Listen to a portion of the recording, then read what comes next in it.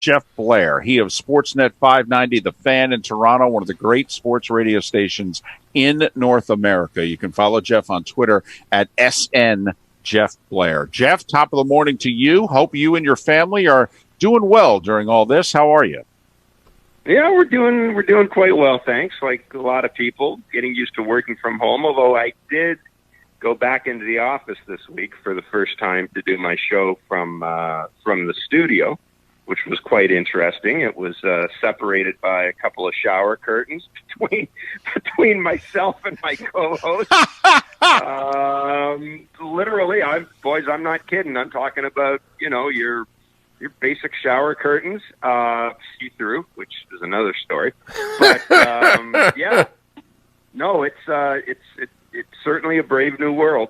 To say that, well, it's a new world. I don't know if brave is the right word. Let's put it that way. No doubt there. All right. I mean, we are fascinated by the Blue Jays story because last week everything was fine, and I saw a story in the Star, I think last Wednesday, and I'm like, guys, are we sure Toronto's going to be able to play in Toronto? And lo and behold, they're not able to. Then it was Pittsburgh, and Pittsburgh was all in. State of Pennsylvania says, hold on a second. The season starts in 11 and a half hours. Any idea? I mean, where would you put your money on the Blue Jays playing home games right now? Well, my money was on Pittsburgh because it made a lot of sense geographically. The schedules lined up pretty well. And, there's a pretty strong relationship between the Pittsburgh front office and the Montreal front office. Ben Cherington and Steve Sanders, who are with the Pirates now, used to be with the Blue Jays. Derek Shelton, their managers with Blue Jays. So, I mean, there's a pretty strong relationship there. I thought right from the get-go that Pittsburgh was the most likely place. Now, they're talking to Baltimore. I have to think that the head of, the state head of safety in Maryland is probably going to look at this and go, well, wait a minute. If Pennsylvania isn't thrilled with having people coming in to play extra baseball games, should we be thrilled with people coming in to play extra baseball games? Buffalo, the AAA franchise, is not a great option. The ballpark would have a difficult time, handling the new sort of socially distant world of baseball clubhouses where you effectively need 3 or 4 clubhouses and, you've got to change in shifts and shower in shifts and take BP in shifts and all that stuff. So that would be a logistical nightmare. I've thought all along that as much as I know the Jays don't want to go to Dunedin because of the health situation, I've kind of thought all along that the place that made the most sense was Tampa or St. Petersburg for a variety of reasons. First of all, I don't know how the schedules line up, but you've got a domed ballpark, so you don't have to worry about rain delays. You can pretty much schedule games whenever you want. The question is, do you have enough time to essentially add another weight room, add 2 more clubhouses, and get it up and running before the start of the season? And I just don't know the answer to that. But from the start, I kind of thought, where's the one place the Jays could go where they would get a major league ballpark, where they wouldn't have to worry about state officials suddenly deciding to close, to limit transportation or to limit visiting from other states? It would most likely be Florida. And I've got to tell you guys, there's a real issue brewing here with Major League Baseball. And I talked to somebody in the commissioner's office this week, and they're terrified about this because I don't know if you just saw, but the governor of Ohio, Yes. Mike DeWine, has imposed not a mandatory 14-day quarantine, but an advisory 14-day quarantine for folks traveling from 9 other states. Now, none of those states have Major League Baseball teams. But what would prevent the governor from, I don't know, Washington State saying, wait a minute, California's a hot spot right now. Do we want teams from California coming up to play Seattle? And you can see where this could go if you take it to its extreme. I mean, I had someone last night tell me, okay, so the Phillies are going to be allowed to play the Miami Marlins and the Tampa Bay Rays because the National League East teams are playing basically the same schedule as the AL East teams. So Philly's going to be allowed to play those teams, but the Jays are being prevented from playing those teams in Pittsburgh, same state, and this wasn't a county ordinance or anything. This was the state official. So you can see why folks at Major League Baseball are terrified right now that they might not be able to pull off the season, not necessarily strictly because of concerns or because somebody comes down with COVID-19 and the whole team has to be quarantined. They may not be able to pull off the season because a bunch of state governments decide, hang on here, we don't want all these people traveling across state borders. He's Jeff Blair, 590 The Fan in Toronto. Follow Jeff on Twitter at SN Jeff Blair, SN Jeff Blair. Jeff, is there any chance that Canada reconsiders? Because of all the teams and the scenarios, we thought that Toronto had the best one. They have the hotel attached to the stadium. A visiting team flies into the airport. They can go straight from the airport to the hotel. You're not allowed to leave the hotel. These are the ground rules. So the Jays and their opponents would all be in the hotel. Major League Stadium, obviously, facilities, etc. And then they, when the series is done, get taken right back to the airport and they leave the country. I mean, in theory, the Yankees are not in contact with any of Toronto, if you know what I mean, except for one hangar of an airport and their section of the hotel. Is there any chance that Canada reconsiders this? Because this is obviously turning into a nightmare for the Blue Jays. Yeah, I can't see it happening unless we're talking September, maybe the playoffs or something like that. There is such I would almost call it an anti-American sentiment right now in Canada about how the United States has handled or mishandled COVID-19.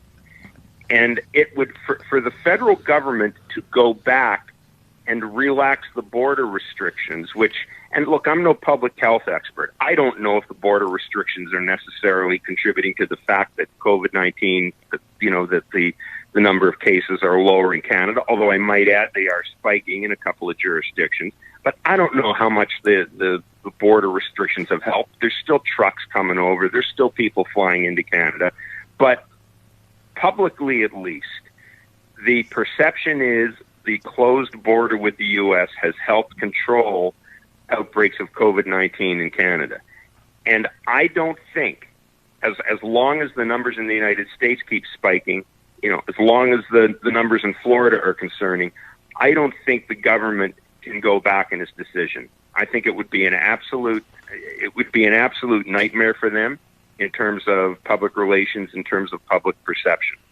There's just not a lot of trust right now up here when it comes to anything that has to do with COVID-19 in the United States. And again, that may be, we may be under a false sense of security. God knows we've been through that before in Canada, but I can tell you that there was an awful lot of debate in Canada about whether or not that system that you guys described, which I agree with you. I mean, the idea that players aren't going to be able to control themselves and are going to go out and be spreading COVID-19 throughout the community is ludicrous. But Jeff, why is it okay for the hockey player? Why is it okay for all these hockey teams to be playing in Toronto and it's not okay for a baseball team? I mean, honestly, I could make the argument that the bubble for baseball will be every bit the bubble that the NHL has set up in Toronto. The difference is that the teams that are playing in the NHL playoffs, they are all quarantined here. They're not crossing the border. They're not going back into hot spots. Right? They're going to be in Edmonton. They're going to be in Toronto until they're eliminated. Then they're gone. And that's the biggest issue is, for example, the Blue Jays players go back to Tampa. Yeah, they're not going to be forced to quarantine in their hotel on the road. So the Blue Jays players go to Tampa. You know that there are going to be players who are going to go and see their family or who have family members come and see them. That's the issue. The issue isn't so much, that the players visiting Canada are going to be running rampant. The issue is what happens when you cross the border and come back and then cross the border again and then come back and then cross the border again.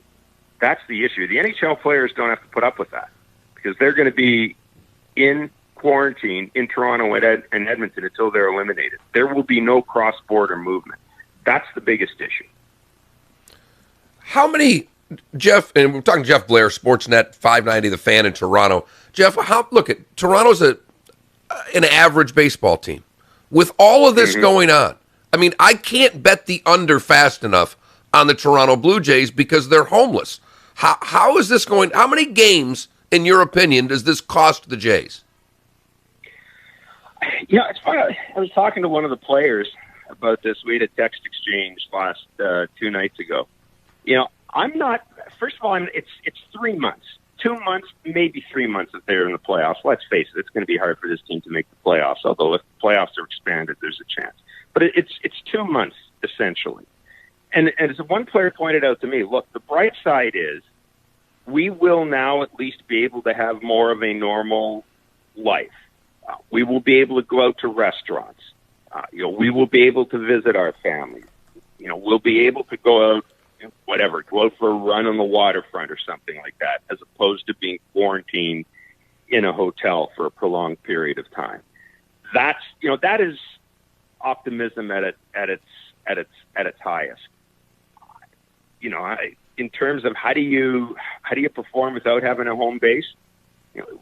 I have no idea. I'd like to say that like anything else, it's going to come down to pitching. Always does. But I'm with you. I don't know how you handle just that sense of not having a place to anchor yourself for 3 months. And, baseball players are really creatures of habit. And it's great to say that we're going to try to take batting practice the same time every day and all that stuff. But you guys have been around sports long enough to know that there's something to be said for the familiarity of your pitcher's mound, the bullpen, the batting cages, the batter's eye, all that stuff. And the Jays won't have it this year. And it's made an already, it's taken a team that I think Vegas has them at 27.5. I think that might be a little optimistic, but it's certainly increased the odds for them. There's no doubt about it. And we can sit here and say, as some of the players have said, that this is good. We're a young team. We've got some new players. There'll be some bonding, yada yada, et cetera, et cetera. That's going to get awfully old. The bonding's going to get awfully old after a month. Jeff, any chance the Jays play at a minor league complex, or are they hell-bent it's going to be at a major league stadium and surroundings, whether it's Baltimore, whether it's maybe they'll use their Dunedin complex for training or what have you, but they'll play their games at the Trop? Is there any chance they go to Charlotte or Nashville, or New Jersey has numerous minor league ballparks and would be very centrally located for travel? Mark and I were discussing, is there even a chance in which they rotate back and forth between the two New York stadiums in the city? Just outside of Baltimore and Dunedin, is there anything else out there? That's been something that has been discussed. I can see at the end of the day, because as you pointed out, we're 11 hours away from first pitch. Yeah. However many hours away from first pitch. I think at the end of the day, we are going to have to see some sort of hybrid. For example, the Jays open in Tampa, go to Washington, then they were scheduled to play Washington at home. Maybe Wednesday. You stay in Washington, you bat last. You're effectively the home team in Washington Stadium. Maybe you stay there because your next game is against the Phillies. It was supposed to be at home. Washington's gone. So maybe you stay in Washington for that week, right? And you play the Nationals and the Phillies as a home team.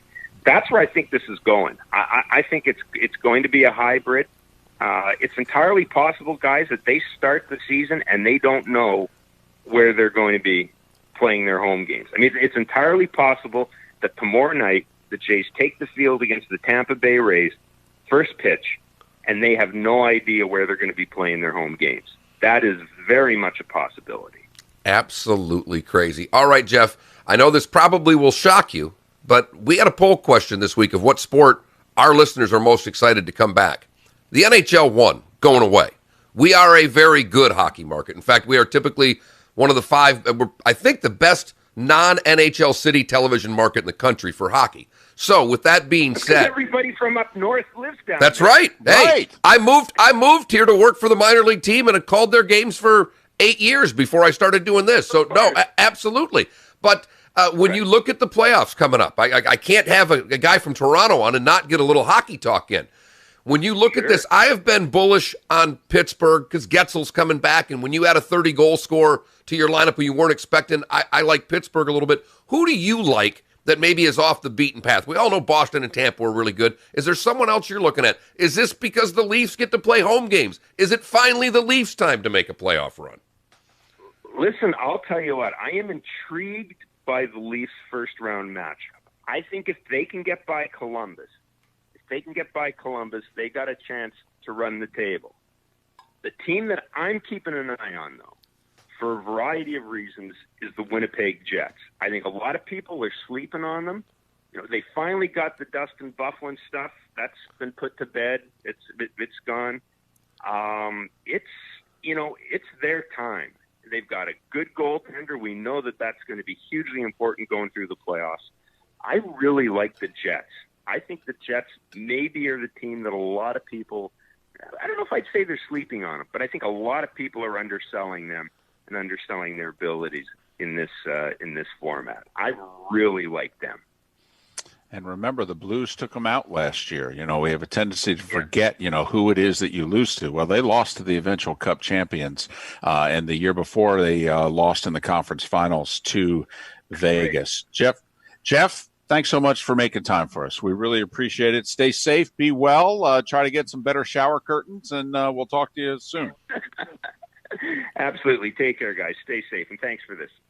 Jeff Blair from 590 The Fan in Toronto, one of the top sports radio stations in North America. Sportsnet 590 The Fan in Toronto. Follow Jeff on Twitter at SN Jeff Blair. SN Jeff Blair.